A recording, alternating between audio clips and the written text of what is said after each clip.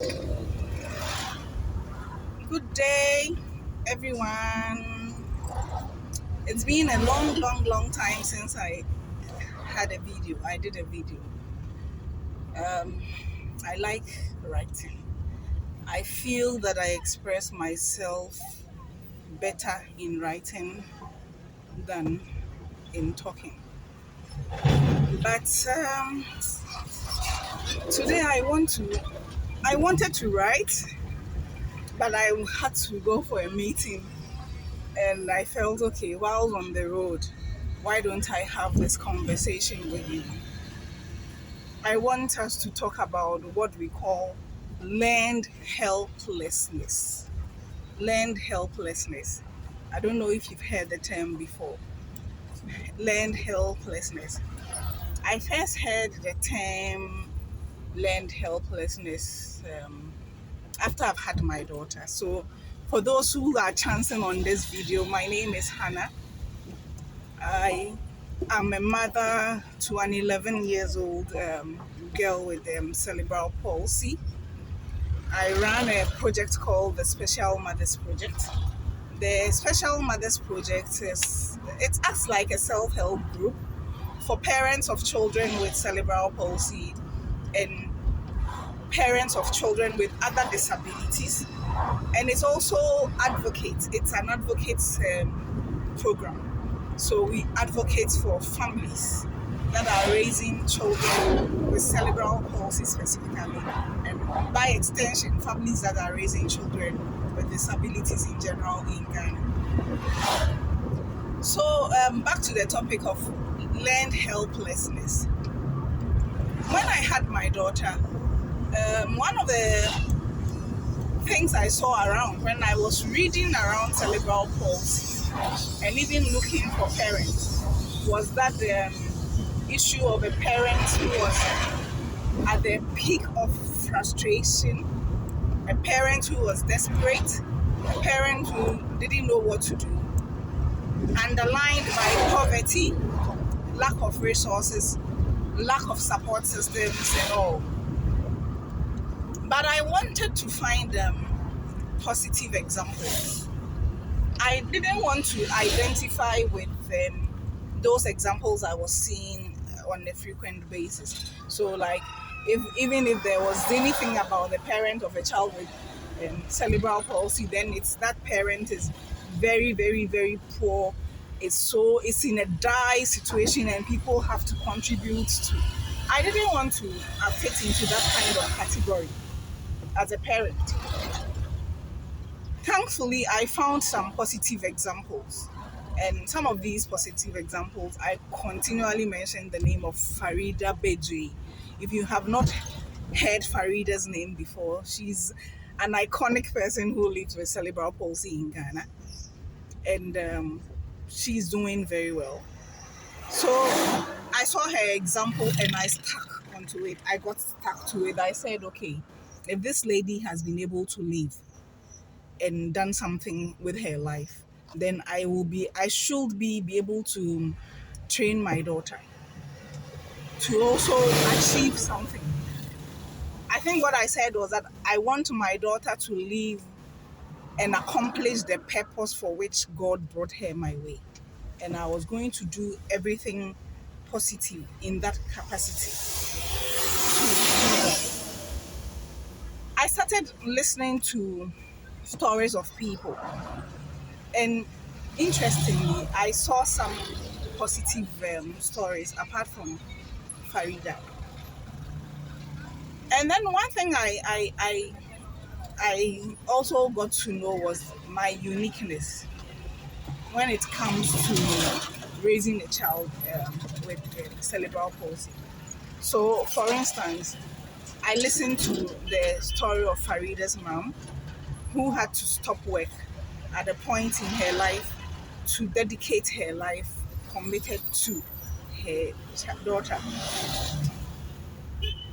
At that point, there were conversations in my mind and with my family members and friends about whether I should stop working and just concentrate on having my daughter or not. And I almost bought into that idea, but for my husband who said, no way, you need to work. I don't even know the motive for which my husband said I need to work. But obviously income was one of them, because raising a child with cerebral palsy tends to be expensive. I wanted to say extremely expensive. It is 4 times more expensive to raise a child with cerebral palsy in Ghana than to raise a regular child.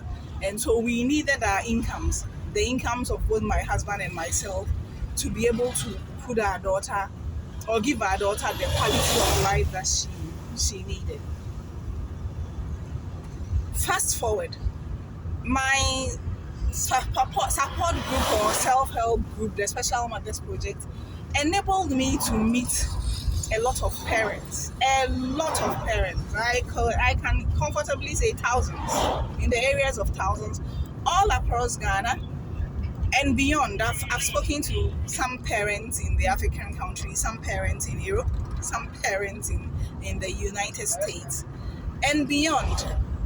And in Ghana, one of the the most common stories you hear is a mother, usually a single mother, who is crushed, for lack of a better word, and falling apart because they have a child, their husband had left them, and all those things.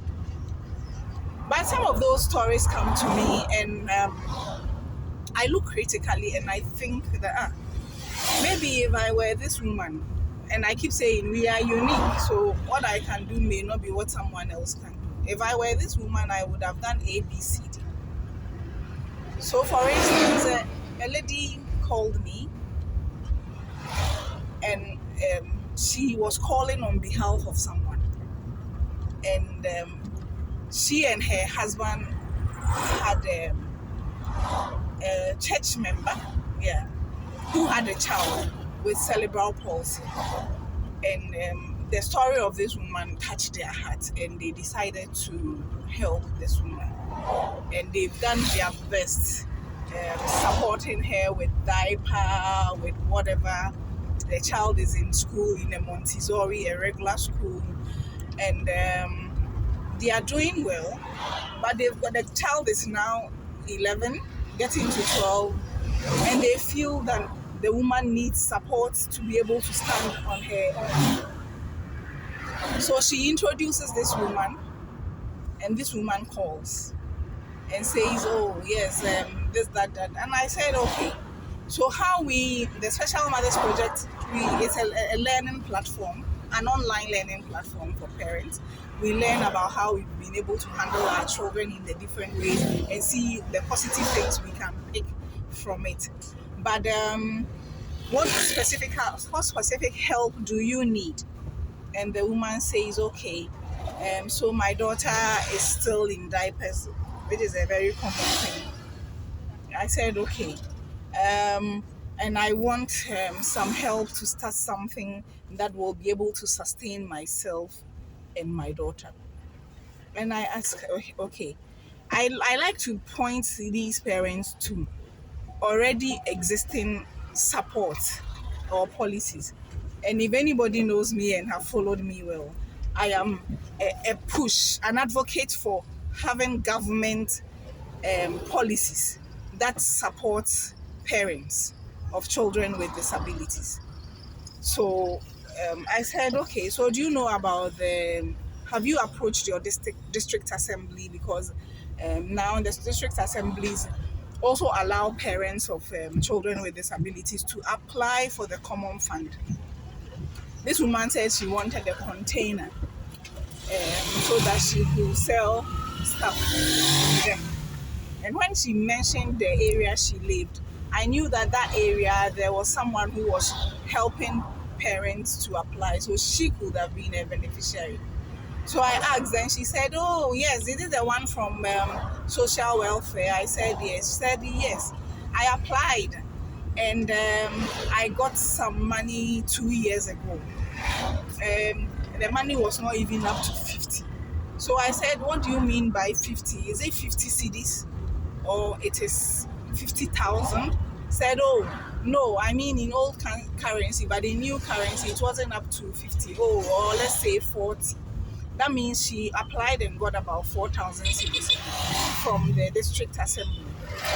But when she got it, and this is her story, when she got it, she got sick. She fell sick around that time, and so she used the money to heal herself and also use some to pay her child's school fees. And then she got back to square one, where she had to depend on the benevolence of another person to kind of live. So I said to her, you need to take concrete steps to make solid decisions about what you want to do with your daughter, because depending on the benevolence of others is not sustainable. Nobody will come into your life and say that because you have a child with cerebral palsy, I'm adopting you and your child and taking care of you for life. Maybe that can happen. Who knows? God can help.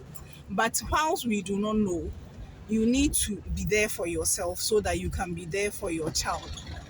And that is why I talk about learned helplessness.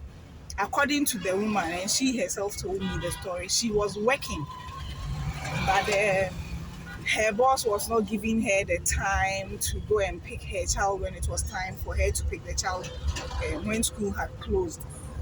And so she left the job, and because she could get people who will help.